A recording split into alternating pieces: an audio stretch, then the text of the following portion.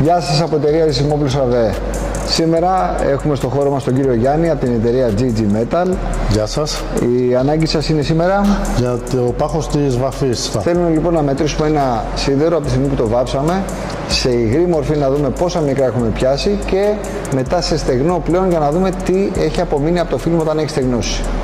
Στην πρώτη περίπτωση έχουμε λοιπόν αυτό το πλακάκι από την Κράκο, το οποίο έχει μετρήσεις. Μετράει με χιλιοστά, ακουμπάμε τα δύο σημεία τα σταθερά και μετράμε ποιο δοντάκι έχει βαφεί ώστε να ξέρουμε πόσα μικρά πιάσαμε σε υγρό. Και στη δεύτερη περίπτωση, όταν έχει στεγνώσει πια το χρώμα, έχουμε μονάδες σαν αυτή εδώ, είναι μονάδα μέτρησης χρώματος, η οποία συνδέεται στο κινητό μας, μπορούμε άμεσα να δούμε και να κρατήσουμε στοιχεία από αυτό που μετράμε.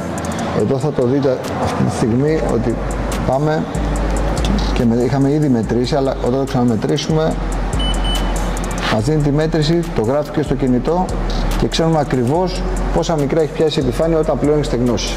Είναι απαραίτητα εργαλεία για αυτόν που κάνει μεταλλικές κατασκευές να μπορεί να μετρήσει το χρώμα του είτε στη μία περίπτωση στην άλλη και να δώσει την πιστοποίηση που χρειάζεται. Σας ευχαριστούμε πολύ. Και εμείς για την ανταπόκριση. Να είστε καλά.